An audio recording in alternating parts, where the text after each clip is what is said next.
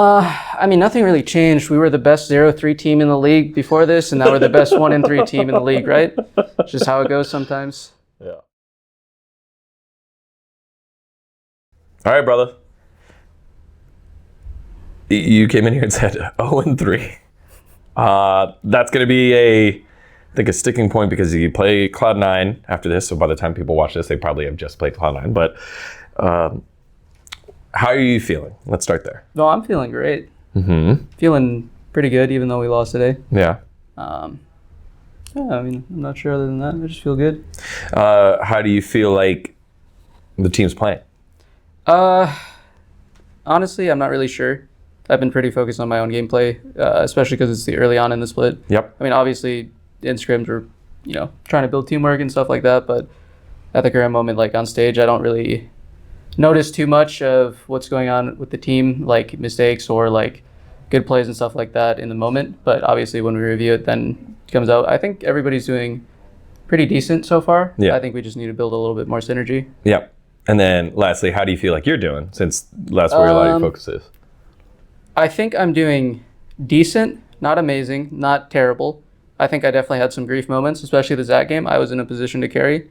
I was, setting up a lot of the plays as well. Yep. And then I kind of just got, I don't know, a little too horny or something and then jumped into 4 people and died. That is what happens sometimes when you jump into 4 people. Yeah. Yeah. It was unfortunate, but we could have definitely won that game. We should have won that game had I played more patient that game. Again, more change in your career. You have another roster change. This time, you kind of planned for it, but B-Boy in, Turtle out after what Kobe said was a pretty good showing from Turtle. How's that change worked for you so far? Or what have you noticed so far?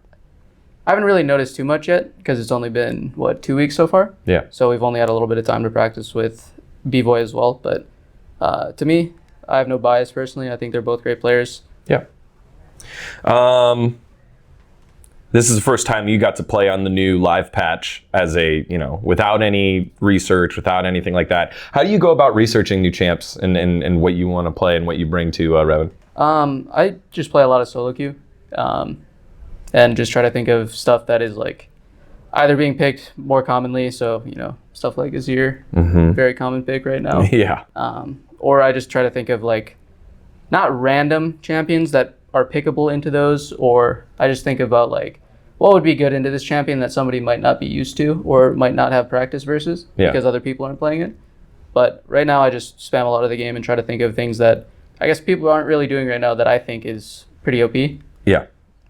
That's why I think this new format in the LCS where you're playing on the live patch before anyone else in the world is from the competitive space lends itself to you. You're the one that brought out Graves. You're the one bringing out the weird stuff. Is this something that you're going to lean into, or is this just like, hey, we're going to try to perfect the meta and go from there? Oh, I mean, I guess we'll just have to wait and see. But I do think that people think that this will make it more, what's the word?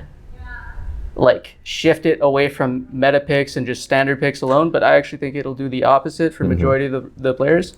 I think people will just stick to their roots and pick very similar comps that have already been played for the past year and a half. So I'm not really sure. It also, I'll be honest, it kind of feels like shit because right now it feels like we're playing the preseason patch that we would have played for like, a couple months in between the preseason where we actually had it. Yeah. Where there were tons of bugs and random like OP stuff that definitely needs some tuning. Yeah. So it's kind of whack right now, but it's pretty fun so far. Is that where we are in the year, or is that the live patchiness? So like, are you going to feel the same thing when we're on like 14.6? I don't think so. Okay. Once it comes to 14.6 or, a couple patches down the line, it'll definitely feel more fair. Yeah, then it's more figuring out the champion power and less about what's bugs. Got it. I think that's a fair point. And to your point, teams kind of, I guess, just picking what they want. These drafts have been pretty standard, minus, all right, here's TF and Karma, and we got to see Karma unbanned and kind of like ran through one of them. Yeah. Okay. With all that said, it's a Saturday, so tomorrow you've got Cloud9 going up against this team, JoJo. How do you go about resetting for a match like that? I mean, it's already reset. The day's over. Tomorrow's just a new day. Just another game of League of Legends for me. You just played Cloud9. How do you feel? Feel great, like real good. I Yeah. felt great all day, honestly. I think I sat in the sun for like at least an hour today, just sunbathing. Before? In the morning, a little bit before the game. Yeah? Yeah. You needed the power of the sun. Yeah, vitamin D's OP. Yeah, especially, no clouds if the sun's there. Yeah, I mean, that's why I knew we would win today. There's like one cloud in the sky. Yeah. Not the 8 others were Just me. missing, just like a lot of that team. What did you think of their tower dive bot where you guys got 2 towers top and mid? Oh, I mean, the pace of the game just felt like they like kind of had, not that they didn't know what to do, but more rather didn't really have any options. Like they had to force that play bot. I think they misplayed it a bit, but as soon as I saw Maokai was pretty much dead, the Kalista started to die as well, and I was like, okay, this game is won. Because they're making like pretty losing traits, uncharacteristic mistakes, but yeah, losing traits. Well, tell me about this draft, man. Is this something you cooked up, or was it off the cuff? Not sure I want to say just yet. Don't worry, I already interviewed Revan. So Okay, well, what did he say? he said that this was the card that he had to play. Something about the brand. Well, I'll say the same answer. It was the card we had to play to get a win. I interviewed them, both Revan and Mithy, and they both said it was surprising how it played out, or how the draft played out. But then the gameplay was kind of all over the place and very coachable. Well, the gameplay was all over the place, but it's kind of how, at least from my perspective, how I expected the game to play out. Yeah. I think the only thing I didn't expect was them to like make as many mistakes as they did. I thought it would be, I guess, a much harder game. They didn't put up a bad fight, but in my opinion, their draft was pretty hard to play against ours. When it comes to, because one of the things that Mithy said, he couldn't find the right champion with JoJo since they're so new together. You and Revan have been together now for a little bit. He made the decision to roll with you, even after they got Ruby, all that stuff. How does it help knowing that your coach knows your champ pool, knows you, and is able to help craft things? I think it definitely helps put some ease on my end as well. But, I mean, there are some disagreements here and there, that's just how it goes with players and coaches. But for the most part, I trust his coaching philosophies and what he wants to do in the direction of the team. So I am just all ears for it. And in my opinion, as long as we stick with our game plans going day to day, we won't have too much of a problem getting more wins. Yesterday, I interviewed you after a loss. We were talking about adversity and always how things go tough against you. This time I interview you after the win. How does it differ? Other than, how do you feel differently yesterday compared to today? I guess the biggest thing is I feel a little bit better knowing that I'm being interviewed after I won the game rather than lost the game. But to be honest, my answers are probably going to be roughly the same.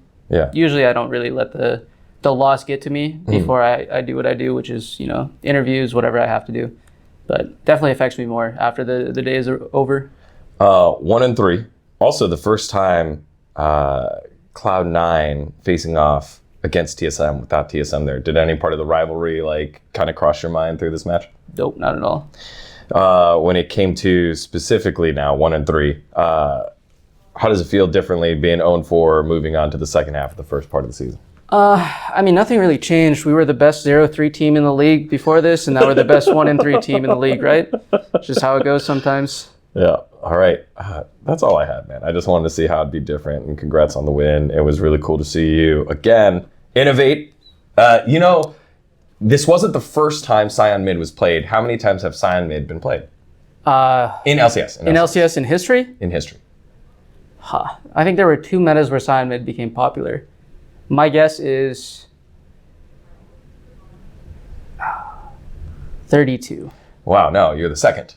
Second, you're no. You're fucking trolling, right? No. First ever Vayne mid, and someone said, I think it was, Azael said it was the second ever Sion mid. Lots of Sion, but not a lot of Sion. There's no way I believe that. There was a meta a long time ago where Sion mid was actually really popular, and it was Emax with Comet. Mm-hmm.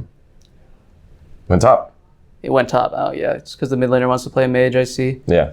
I'm about to go triple check this, otherwise this whole video is ruined. No, I mean, it's fine. You can just lie for fun. Yeah, that's true. That's not my brand though. That's maybe other. They don't have to know brands. that. Yeah. Okay. Insanity, everyone. Same guy after the win. Same guy after the loss. He's still here with Shopify Rebellion. 1-3, taking down Cloud9. Thanks. Best 1-3 team. Best 1-3 team. Okay, I'll take that. Cheers, dude. All right, thank you. Yeah, I'm gonna.